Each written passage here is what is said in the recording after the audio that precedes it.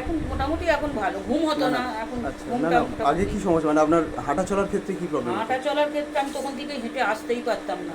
আচ্ছা, মানে সিঁড়ি তারপরে ভাঙতে বা বাইকে এগুলো? উঠতে পারতাম না, ধরে কেউ তুলে দিলে তবে হতো, আবার নামবার সময় ওই রকম। আর যখন এখানে আসতাম তখন ধরে ধরে থেকে এখান থেকে তো আমি তো ঢুকতেই পারতাম না আচ্ছা। এই জায়গাটা থেকে।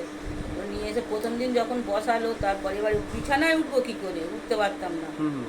মানে সে কষ্টের কোনো শেষ নেই, এত যে কষ্ট ছিলাম। একটু বলুন। আমার নাম স্বপ্না হালদার, আচ্ছা, আপনি কোথায় থাকেন? বাড়ি দোস্তপুর। আচ্ছা, তো এই আপনি যে থেরাপিটা নিচ্ছেন আমাদের তেরাজ, এটা আপনি কেন নিচ্ছেন, মানে কী সমস্যা ছিল আপনার শরীরে? সমস্যা আমার হাঁটুতে ছিল, মানে হাঁটু মানে ফুলে গিয়েছিল, ফুলে গিয়ে মানে বসতে চলতে খুবই অসুবিধা হতো। ডাক্তার দেখিয়েছিলাম, বলে জেল নেই, অপারেশন করতে হবে। এক দাদার কথা শুনে আমি এখানে এসেছি।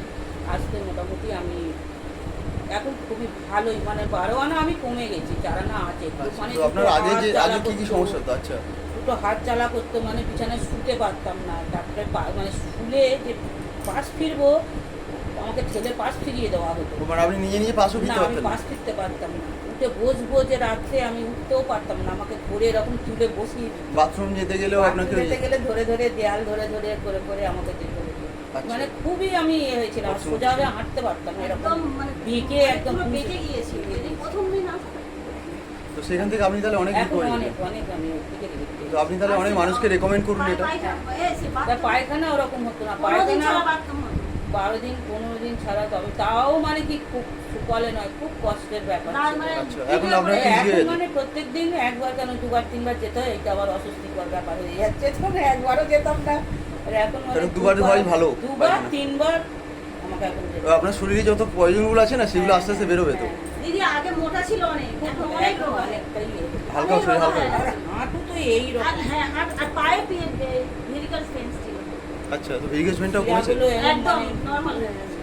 পুরো সব মানে এরকম মোটা হয়ে ফুলে মানে মনে হয় শিরাগুলো উঁচু হয়ে উঠেছে, সেই কেঁচো সেই মাটিতে হ্যাঁ, যেরকম হ্যাঁ, হ্যাঁ, হ্যাঁ, যায় না, হ্যাঁ, সেই রকম। ঠিক ওই রকম হয়ে কালো হয়ে গেছে। এখন কমে গেছে? একদম নেই। ওইগুলো আর নেই। মুখের দাগগুলো মুখের তারপরে দাগটা বলো। মুখে এই দিকটা পুরো একদম মানে শ্যাওলা যেরকম এ হয়, ওই আচ্ছা, রকম আচ্ছা। পুরো ওই রকম হয়ে গিয়েছিল, সেই দিক থেকে হয়েছে। তারপরে আমার গায়ে কোনোদিন আমার জীবনে Allergy অ্যালার্জি হয় না, সেই অ্যালার্জি সারা শরীর হয়ে গেছিল। সেটাও সেরে গেছে।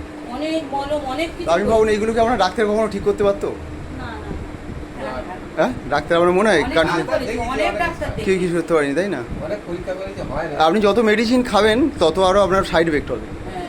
এটা সাইডে অবশ্যই। আমাকে বললো যে এক্ষুনি আমার মেয়ে ডাক্তার দেখালো, হুম। নিয়ে গিয়েছিল সেই দমদমে। তা দেখাতে সেই ডাক্তারবাবু বলে যে আপনি যদি মনে করেন আজকে হবে, আজকেই অপারেশন হন, আর যদি ভাবনা চিন্তা করেন তাহলে কালকে থেকে আপনি আচ্ছা, আসবেন। ভাবুন, আপনাকে আজকে অপারেশন করে দিচ্ছে, হ্যাঁ, সেখান থেকে আমাকে সুস্থ হয়ে সেইদিনই যাবে। বলেছিল। আমার একটা মনে এমনই জোর এসেছিল, আমি বলি না, আমি দিদির কাছে আসছি, আমি ওখানে গেলেই হবে। আমার মেয়ে বলে ওখানে গেলে তোমার সেরে যাবে, আমি বলি আপনার মেয়ে কি করে? আমার মেয়ে নার্স। ও, তাহলে ভালো। হ্যাঁ। কারণ আপনি মেয়ের কথা না শুনে হ্যাঁ, আমার মেয়ে এখানে বলতে এসেছেন। পারে। তারপরে ও দেখলো, দেখে আমাকে বলছে এবার না যদি আসি, তখন বলে কেন তুমি যেখানে যাচ্ছিলে সেই আন্টির কাছে যাও না। সবসময় তো মেয়ে তো এখন কি আসার বলছে? সময় হচ্ছে না তো।